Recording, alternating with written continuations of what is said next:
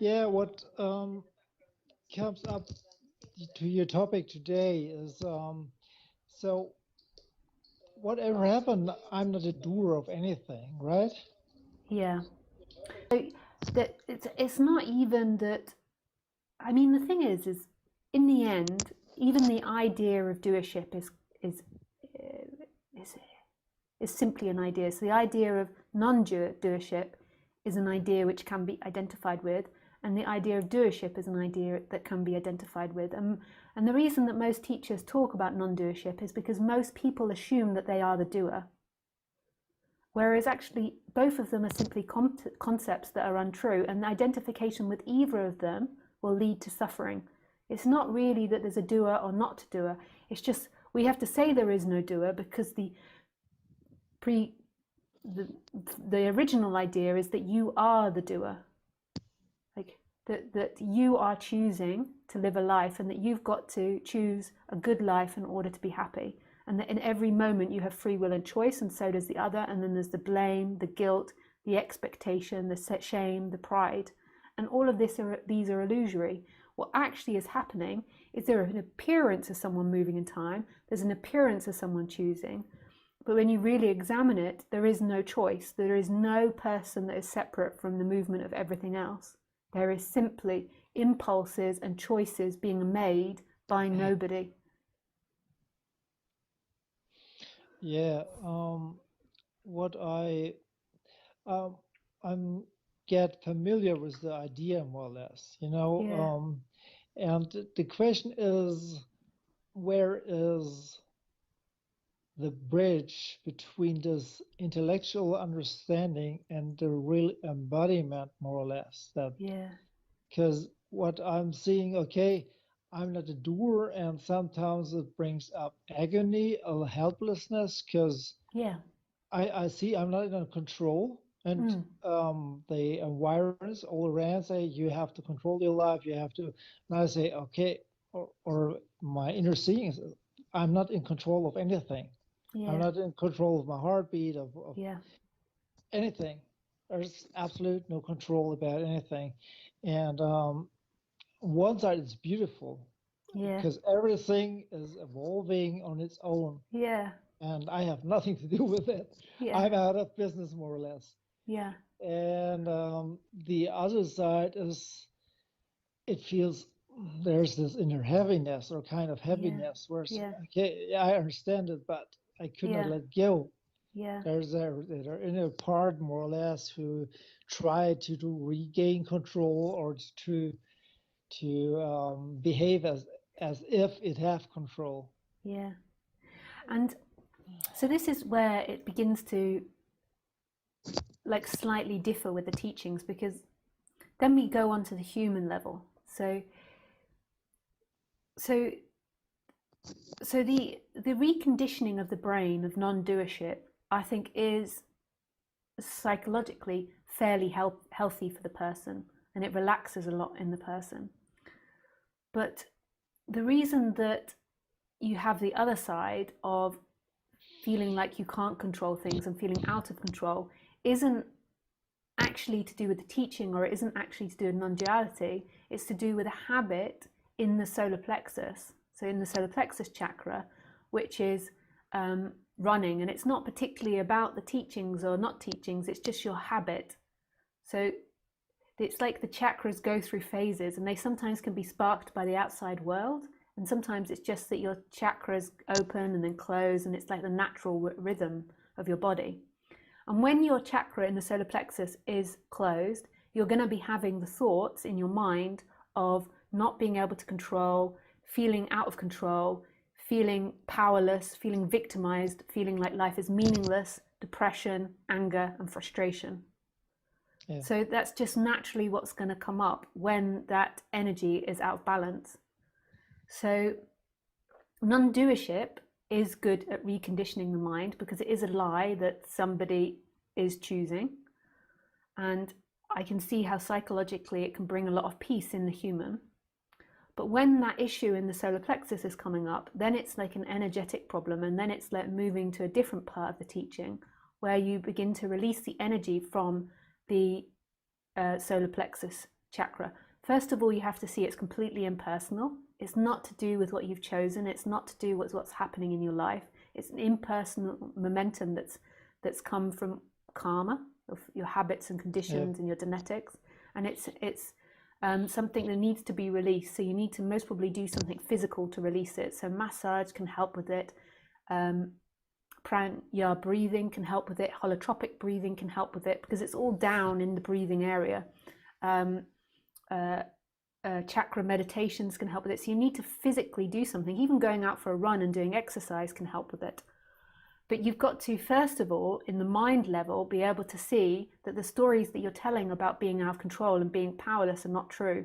Because what might begin to manifest and you get lost in is feeling powerless to your, say, boss at work, or feeling powerless to the government, or feeling powerless to our current situation, which is happening in the world. And then your mind begins to believe that's true. And you have to be able to break the mind and see that that's illusory, and see that actually what's happening is your solar plexus is out of balance, and then working on the body and working on the energy. So that's my perspective on it. Yeah. I mean, I do a lot of body work for years, more or less. Yeah. But sometimes it feels like nothing changed, you know? Yeah. You're doing your breathing, you're doing Tai Chi, whatever, and sometimes as long as you do it, it feels okay. Yeah. And then you turn around and go back to your daily life, more or less, or what you call your daily life, and it's feel contracted, and you think, I thought I'd do something, or then I say, okay, I'm not a doer of anything, but there's seemingly been no shift. Yeah. I mean, there's a relaxation in between when I get a gap, or when I could make a meditation or whatever, doing breathing exercises. There's a relaxation happening, but not stay for a daily life. And I thought, okay. And are you sure that that's not a story that your mind is telling you? Like, can you remember accurately whether it's changed or not? Because that also might be a habit of your mind to say that things haven't changed. I remember when I was with Roger, I was like 26, I think.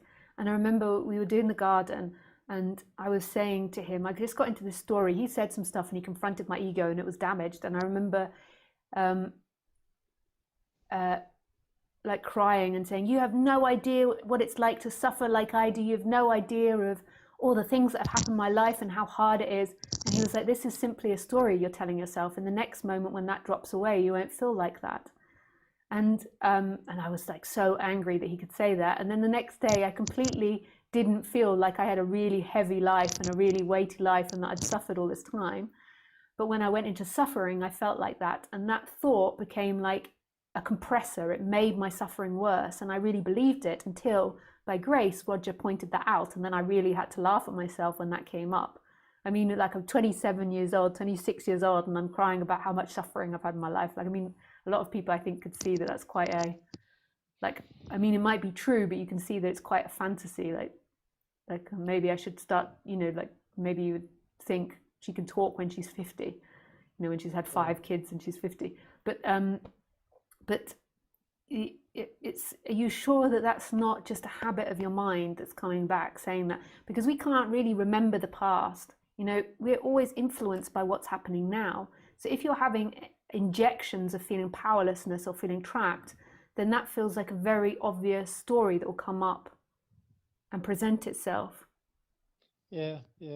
Like maybe there's been lots of change in you. Maybe there's been really profound change, but your mind isn't registering that because your mind has this solar plexus dynamic and it wants to register all the things that aren't changing and all the things that are stuck.